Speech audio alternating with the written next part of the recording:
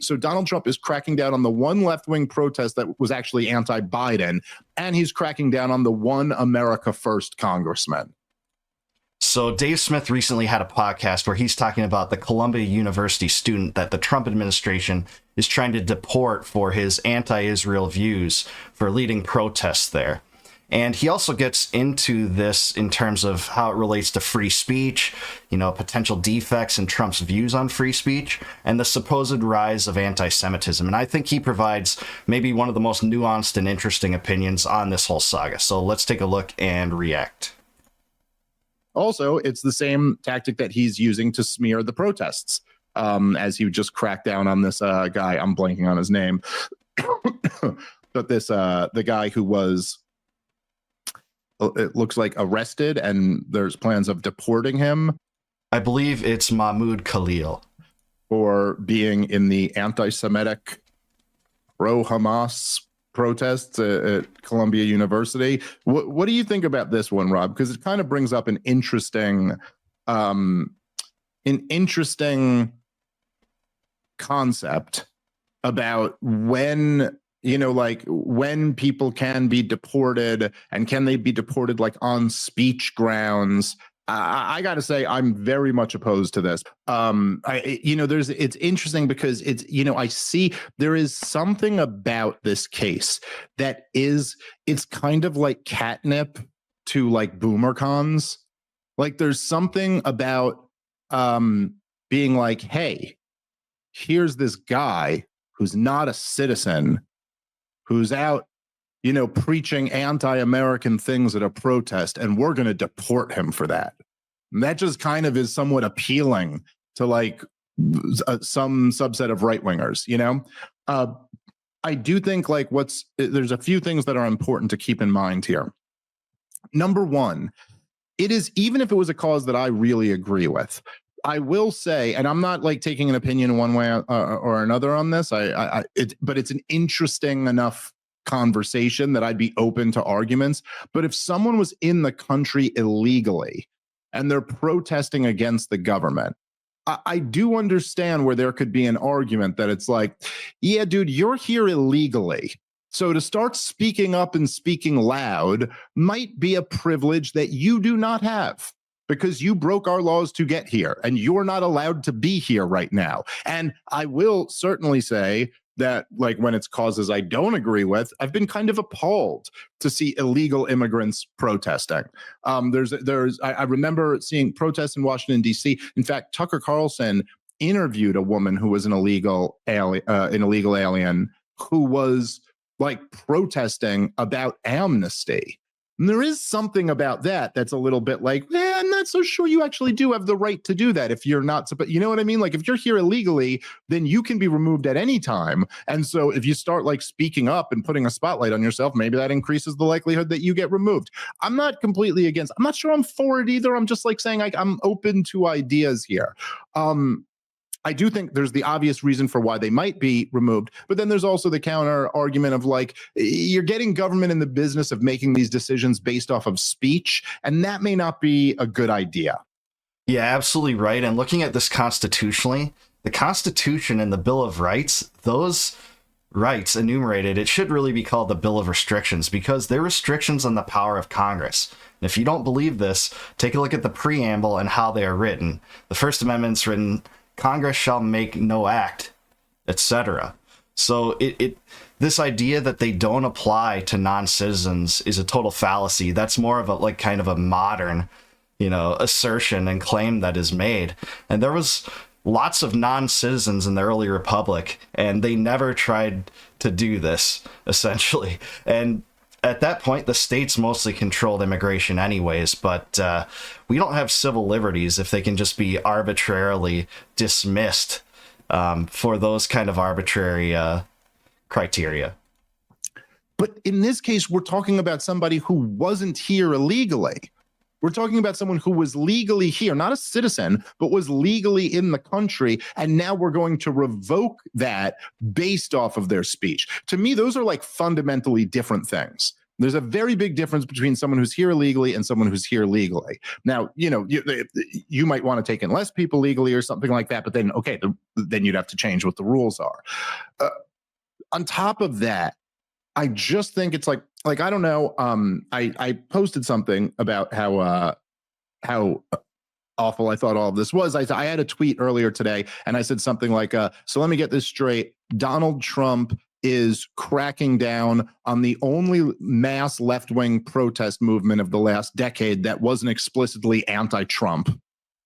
Right? Like, he's cracking down on the protests over the war in Gaza, which was, if anything, an anti-Biden protest movement that started up. You would just, I'm just saying, just purely on the optics of politics of all of it, or not just the optics, but like just on the politics of all of it, you would think that maybe like Donald Trump would want to crack down on the left-wing anti-Trump protests, but just politically speaking, you wouldn't really be incentivized to crack down on the retroactively on the left-wing protest that helped get you the election. Just saying. I mean, Marianne Madelson also gave him $100 million, so there's other factors in there as well. But yeah, just saying, like, that in itself, so Donald Trump is cracking down on the one left-wing protest that was actually anti-Biden, and he's cracking down on the one America First congressman. And it's hard for people to not look and go like, hey, and there seems to be like a common thread between all of this. Yeah. The common thread seems to be like who supports Israel and who doesn't. And, I will say, I posted this, and Will Chamberlain responded to me, and he said something about like, he was like cry me a river about these pro-Hamas protests or something like that.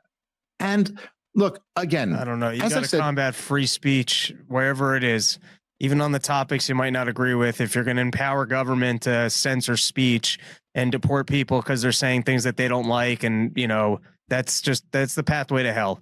That just, yes. Yeah, when people say these are pro-Hamas kind of rallies and pro-Hamas demonstrations, the right does not learn the same lessons that they know on Ukraine, when the left is just barraging them with the assertion that, well, neutrality is just pro-Putin. That's just pro-Russia. So if you want to go support Putin, then yeah, you can support withdrawing from Ukraine. They don't apply those same lessons to Israel. And it's just completely insane. I'm sure some of the protesters, maybe a small subsection would say positive things about Hamas, but in general, it's not true. They're saying stuff like free Palestine and standing with the Palestinians who died in Gaza. So a lot of this stuff is just propaganda designed to keep the U.S. aid to Israel flowing. And I think Dave's right about this. We just went through it over COVID. I mean, how much COVID speech was removed over dangers? The free speech absolute. That's it. Yes, that's right. That's right. And especially from all of these people who, while the left was in the driver's seat, have been free speech absolutists. At least that's what they say over the last, decade or so. And it's interesting to see so many of them turn around. I will say, though, so I completely agree with you on that point. But I will also, in addition to that, say, and look, I don't know. Look, obviously, like we come at this from like a Ron Paulian right-wing libertarian perspective of foreign policy and the role of government and all of these things. We do not have the same worldview as campus leftists. Okay, so like I have seen, and I've been critical of many different times on many different platforms, including very big ones. I've been very critical of some of the kind of dumb and just wrong messaging and or messages that have come out of some of the protests, and I've taken flack from like my side or whatever on this issue. I will say, and I'm not the expert in this, I don't know, and I don't know much about this guy in particular. I know nothing about the guy, but I'm not so sure that you can just like accurately just describe the protesters as pro-Hamas. Like, I'm not sure. I mean, I don't know. I remember seeing at last year, so almost a year ago, at Passover at the Columbia protest. Do you remember this, Rob? They were having a Seder with all of the, like, they invited the Jewish students who were protesting the war too, and they all sat down, like Jewish and Muslim students together, and all did like a Passover Seder together. I'm just saying, I don't know if they're pro-Hamas. Like, that doesn't give me like Islamist vibes. That seemed like maybe that's not actually, maybe actually that's not a representation of what this is. And while there has been all of this like unbelievable kind of panic over these protests, which, by the way, again, I think we're kind of speaking in the past here. It doesn't seem like they're like at their height right now. Maybe they'll come back. I don't know. But out of all of the people kind of making this big, one of the things that I've found very interesting, and I've seen this quite a bit. Now, I know that when I'm talking about the protests last year, that I'm going 4 years back to talk about the protests in 2020. And so I know that's a very long time in modern America to look in the rear view mirror. But there are many of these people, and I remember them, and I remember what they were saying at the time when I was like adamantly, like very critical of the Summer of Love George Floyd riots. A lot of these people were actually pretty soft on that. But now they're very, very hard about people taking over parts of a college campus, or how horribly anti-Semitic they are. You know, look, like I talked to a Jewish student who was going to Columbia last year. It's just me talking to one person, so I'm not saying this is like, you know, the totality of what the experience is. But I was like, what's it like with the protests and stuff? And he was like, it's kind of annoying. He was like, there's a few buildings where we have to like enter from a different door now. And then there was a little period of time where they shut down classes and went virtual. And he was like, I was pissed off about that. It was real annoying to like, I have to go virtual now because these guys want to protest. And I was like, that's fairly reasonable.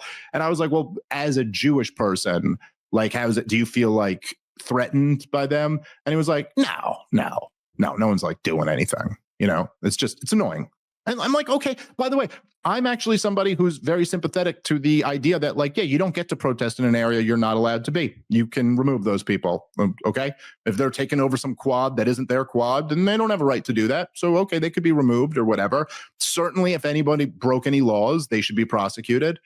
But it just is interesting to me to see, like, the thing that I was appalled by in the George Floyd riots was, like, there was like a couple dozen murders. There were hundreds of people who were viciously assaulted. There were billions of dollars in property damage. And there were just regular people were being terrorized in cities across the country. They're storming into cafes and, you know, surrounding some white couple and demanding that they chant Black Lives Matter with this very clear threat of like, you're going to get the shit beaten out of you by this mob if you don't comply with us. And that to me was now. And then some of these people were kind of like, well, you know, police brutality is a problem also. Yet these protests are totally demonized. Like the same people, or many of the same people who would have said, if I just described those things as like violent riots, they'd be like, you're painting with a broad brush. But those same people will turn around and say like, oh, it's all pro-Hamas. And you're like, okay, I'm not. Yeah, the corporate media pretty much celebrated the protests in the wake of the George Floyd thing in the summer of 2020. A lot of us remember that. They don't hold the same standard to these protests. Am I saying that there's never been a protester that said or praised Hamas in some way? No, I'm not saying that. I don't think that's the vast majority of protesters. And there's a big difference between saying what you want to say about the Israel-Palestinian conflict and then basically, on the other hand, blocking someone from getting to their class. There's a big difference between those two things. We're going to be arbitrary tyrants if we try to refuse to allow people to speak their mind. If they're blocking or obstructing someone, I can understand removal there. I'm not saying, by the way, there's been zero violence or zero vandalism at any of these protests, but in comparison, it's like nothing. It's nothing compared to that. And yet the freak out from some quarters is substantially worse than it was over that. You get my point on that, Rob? Just seems like an obvious, like, kind of hypocrisy on display. The other thing I would say, and this will lead into we could talk about my recent Twitter feud.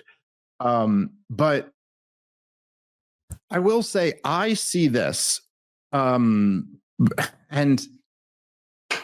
look, there's been a lot made over the last year or so about the rise in anti-Semitism. And we did a podcast called The Rise of Anti-Semitism. If anybody wants to kind of listen to some more of my thoughts and Rob's thoughts on that, you can check out that episode. But I just can't help but notice this. And I think part of the reason why I find myself in the position that I'm in general on this conversation is that I just I have trouble not trying to be as consistent as I can be. And I have trouble if I see a hypocrisy, I kind of have to iron that out. I'm a little bit compulsive in that way. But I would say that to see many people, many of them Jewish, not all, obviously, certainly Donald Trump isn't, but to see all of these people talking about the anti-Semitism on college campuses and how this needs to be cracked down. Recently, Donald Trump announced that he's going to be pulling all federal funds from colleges that have anti-Semitic protests. Now, to be clear, I very much support, and I know I speak for you too when I say this, Rob, I support pulling all federal funds for every college, period. So I'm not complaining about pulling federal funds from any college. I look at, I think college is essentially a government program, and one of the most destructive government programs at that. So I'm all for pulling federal funds. I would also say that the federal government should get out of the game of issuing student loans. It's just impossible for me to ignore that after, I mean, this has been going on a lot longer than a decade, but let's just say the last decade, let's say the last 15 years, even though it's much older than that, but just it's so obvious over the last 15 years. But to see after the last 15 years and the blatant, explicit anti-white racism that has just permeated universities across this country, the fact that then, due to anti-Semitism, they all get their federal funds pulled. I just, for people who talk about like the rise of people who are like hostile to Jews and talk about Jewish conspiracies and the Jewish question and all this stuff, what do you think that does for that movement? Do you think it makes it stronger or weaker? It's just like amazing to me how all of the people who claim to be so concerned with anti-Semitism can't see like a little bit of chess rather than checkers. Like they can't just go like, oh, and this is true, by the way, in conflicts across the board. Like people are like, Vladimir Putin's a real dangerous guy. Okay, so you don't see any problem with just fucking poking him constantly for year after year after year? Why wouldn't that side be the most concerned with that? You know what I mean? Like why? And in the same way, if you are really concerned about like the rise of young white men who are hostile toward Jews, why wouldn't you see that like, oh shit, we shouldn't have a federal government that's totally more responsive to this 2% of the population than the majority of the population? Like, it makes such common sense to me. It's so true. And, the whole thing is just crazy because anti-Semitism exists. You do see it on social media, maybe more so now on Twitter than the past. But true anti-Semites, the people that say they hate Jews, their lives are essentially ruined. Their reputations are ruined. They're dragged through the mud. There's almost none of them of prominence, none with political power, none with corporate power. It's just such a phantom kind of demon that is put out there. Meanwhile, you do have a lot of anti-white critical race theory that goes on in the universities. It's part of the Frankfurt School. So I think Dave's right on this. And I think that term, anti-Semitism, is being so overused that it's going to lose all of its substance, just like racism and sexism accusations that conservatives have gotten forever because people are willing to call others anti-Semites just, for instance, for not supporting Israel. And by the way, I mean, if you want to actually go down this road and say that there's anti-Semitism, again, which I find to be an ever-moving target, which we could get into a little bit, but go pull up some of the anti-white rhetoric and tell me there's anything that can compete with that coming from the highest levels at universities. Like even even if you want to point to like those university presidents who like kind of squirmed when they were asked, is calling for genocide of Jews a breach of your, school code of conduct? They're straight up giving lectures on the evils of whiteness. That's going on all over the place on college campuses. I mean, like, books are written on the subject that get rave reviews and are on the New York Times bestseller. White fragility, celebrated by The View and college campuses and all this shit. Yeah, and How to Be an Anti-Racist, all sorts of books like that just sell millions of copies, and there's no common comparison. There's no Jewish fragility book, all right? I'm sorry, there are not college professors out there teaching that Jewishness is violence. That is not happening. And so, I don't know. Am I crazy to just be like, look, you gotta be fair here. You can't have this double standard. This double standard is going to lead to people who resist that double standard. And why wouldn't they? Yeah, so I think Dave's right on the money here. I think this is a glaring weak point in Trump and his free speech approach. We all heard the rhetoric on the campaign trail. Remember how Democrats were calling for free speech on the internet to kind of police disinformation and misinformation. Well, all the MAGA fans, maybe not all of them, but lots of Trump supporters and Trump himself really chided that, and rightly so, that they are trying to attack free speech. Well, this seems to be an area where Trump and a lot of his followers do have a problem with truly free speech. It's when it targets Israel. So let me know what you think in the comments below. Do you think Dave Smith is right about this and the issue related to Mahmoud Khalil or not? Let me know in the comments below. Our motto here at Liberty Vault is no more wars, no more debt, no inflation, and no more empire. So I'll see you guys on the next one. Peace out.